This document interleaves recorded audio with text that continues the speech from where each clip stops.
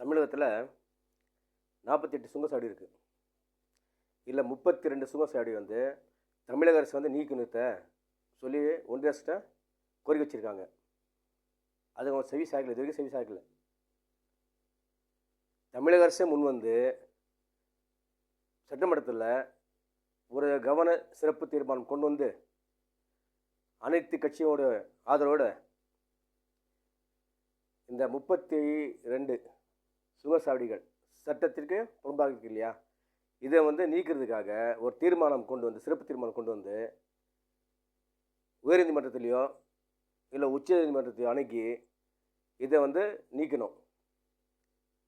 இப்போ செப்டம்பர் 1 முதல் வந்து சுங்கச்சாவடி கட்டணம் ஏறன்றாங்க.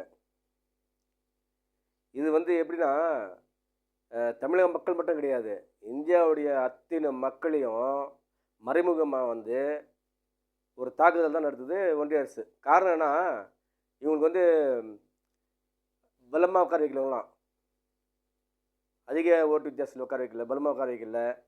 இவங்களுக்கு வந்து இந்தியா மக்களோட சரியான ஆதரவு இல்லை. இதுக்கு பழி வாங்குற செயல் தான் இது. இதுக்கு அன்புமணி வந்து அழுகிறார், ஒன்று அழுகிறார். என்னன்னா, இது அநீதி. நாங்கள் இப்போ இல்லைங்க, அப்போ வந்து சொல்கிறோம், பாஜக ஒன்றிய சேர்ந்து எல்லாமே அநீதி தான்.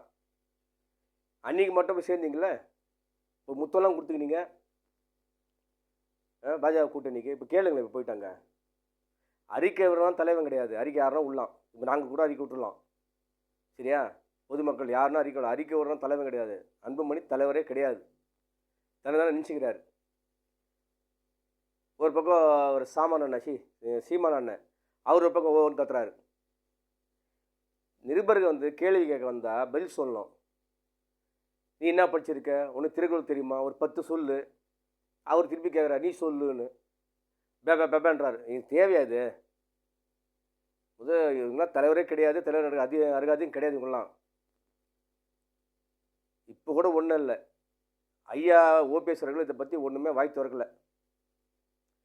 இப்போ கூட ஒன்றும் இல்லைங்க. உண்மையாக அக்கறை இருந்துச்சுன்னா அனைத்து கட்சியும் சேர்ந்து தமிழக அரசின் தலைமையின் கீழ் ஒன்றிணைந்து சட்டமன்றத்துக்குள்ளேயோ இல்லை சட்டமன்றத்துக்கு வெளியவோ அனைத்து கட்சி கூட்டம் சேர்த்து ஒரு சிறப்பு கவன தீர்மானம் கொண்டு வந்து இந்த 32 சுங்கச்சாவடி மட்டும் கிடையாது, இந்தியாவிலே உள்ள எத்தனை சட்டத்திற்கு புறம்பாக அவங்க ஒப்பந்தத்தை மீறி ஒப்பந்தம் முடிஞ்சு அதை சம்பாரித்து வட்டி மேலே வட்டி வாங்கி எல்லாம் முடிஞ்சு காலாவதியான சுங்கச்சாவடி அனைத்தையும் நீக்கணும்னு சொல்லி ஒரு சிறப்பு தீர்மானம் கொண்டு வந்து இதை நீக்கணும். சுங்கச்சாவடியில் எடுத்துட்டாவே 99% வறுமை போயிடும். எப்படி வறுமை போகும்னா, விலைவாசி குறையும். பாதிக்கப்படுறது வியாபாரிகள் பாதிக்கப்படுறாங்க இந்த சுங்கச்சாவடி கட்டணத்தால். அப்போ அவங்க பாதிக்கப்படும் போது விலைவாசி அது மேலே வைக்க வேண்டியதான் வரும். காசு கமிஷன் வச்சு தான் விற்க முடியும். அவங்க காசு போட்டு சும்மா கொடுக்க முடியாது, தொழில் செய்ய முடியாது. ஆனால் பொதுமக்கள் வந்து யாரை கரிசி கொட்டுறாங்க, ஒன்று வியாபாரிகளை கரிசி கொட்டுறாங்க, இல்லைன்னா ஆளுங்கட்சி கரிசி கொட்டுறாங்க. இந்த ஒன்றிய செய்தல் யாருக்குமே தெரியுதில்லை, புரியுதில்லை. என் தெரிஞ்ச ஒருத்தர் நண்பர் சொல்கிறாரு, இந்த ஸ்டாலின் ஆட்சி வந்த உடனே விலைவாசி ஏறிச்சு எல்லாமே, அதனால நம்ம போய் சொன்னோம். அவர் யாருன்னா அதிமுக. இருந்தாலும் கொஞ்சமாவது புரிஞ்ச சக்தி அவருக்கு இருக்கும் இல்லை, இந்த விலைவாசி ஏறுறதுக்கு காரணம் யார்? அப்போ நான் சொல்கிறேன், இல்லைங்க, இது வந்து பெட்ரோல் டீசல் விலை ஏறிக்கிறதுனால தான் இந்த பிரச்சனை.